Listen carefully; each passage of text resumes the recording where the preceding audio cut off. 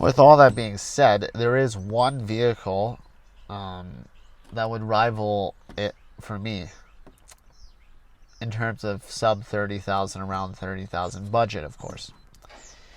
And that was the other choice, give or take on the version, but either a 2009 to 2011 Maserati Quattroporte S, if I could get a GTS 2011 GTS Quattroporte, even with mileage, naturally aspirated, it's incredibly intoxicating, that exhaust sound. Just like the E60 M5's S85 V10 engine. High revving V10 and cross playing crankshaft V8 from the Maserati, the golden era of their exhaust notes, like naturally aspirated V8. Two completely different vehicles. The Maserati's slower, but still enough power to have fun, but not get you into too much trouble. And the E60 M5 V10 like sedan, I mean, they're two very different characters they're two very different delicious types of pie. You want to have both, but you only have room for one. Which do you choose, right?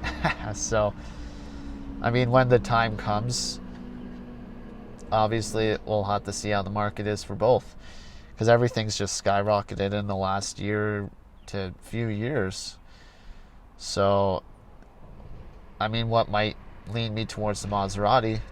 The upkeep's not too bad for it, actually, compared to an M car BMW, as well as the retail pricing of them.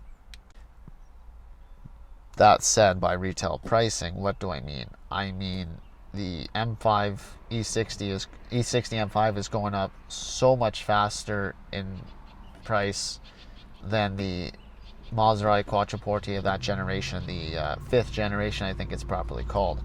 But that refresh from 2009 model year onwards, the ZF 6-speed automatic gearbox, the design styling of the vertical grille design, it's sex on wheels.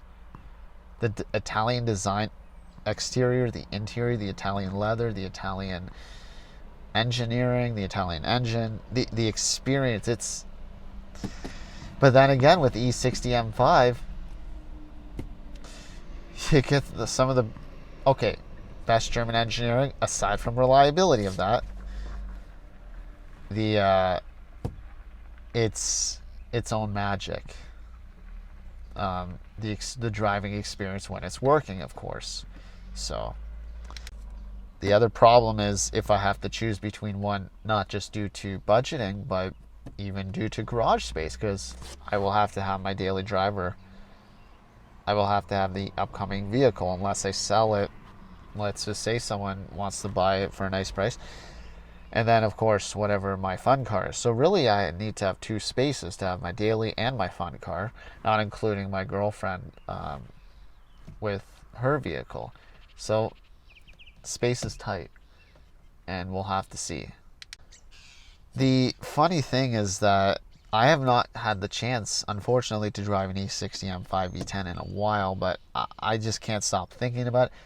It's really eerie because every time I think about it, I see one pass me in person.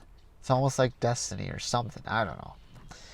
Just like saying, get the M5, get the M5. I'm getting like a message to me, but we'll see. The other thing I love about the design language is the rear end with the quad exhaust, how they did it. It's just spectacular how Chris Bangle did it with the rear end. The front end, I think it's fine. It just aged so well. I think it was too far ahead of its time, the design language at the time when it was released. And that's what drew some criticism. But the front end of that compared to the brand new 3 Series and M4s and M5s, M3s and M4s, and the new 3 Series, the beaver thing, the beaver front,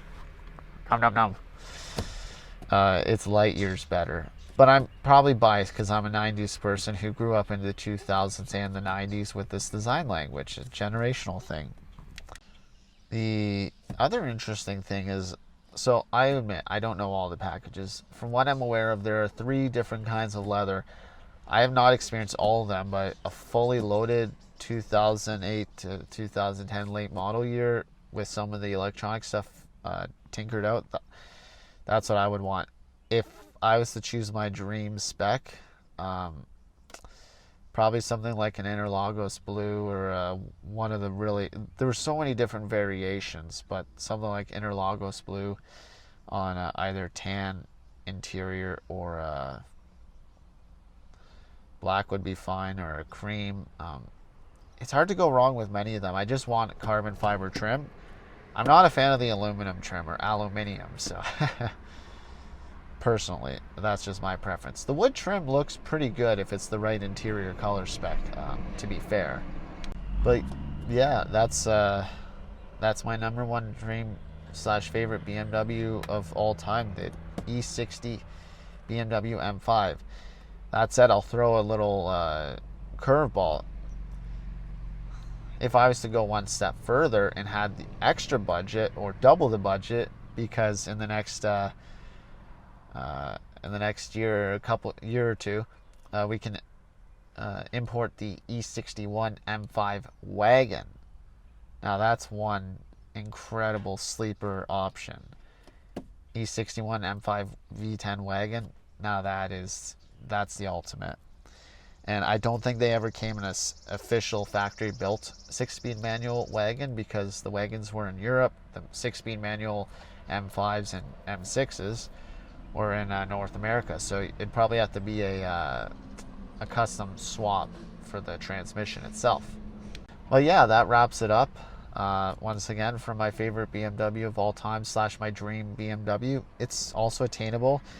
And once again, if I budget life expenses properly, the maintenance is more than feasible and doable, especially if I'm keeping it for life. So because the maintenance is going to be more than the value of the car for a long time, so it makes sense. So thank you to everyone for tuning in and watching. I greatly appreciate it.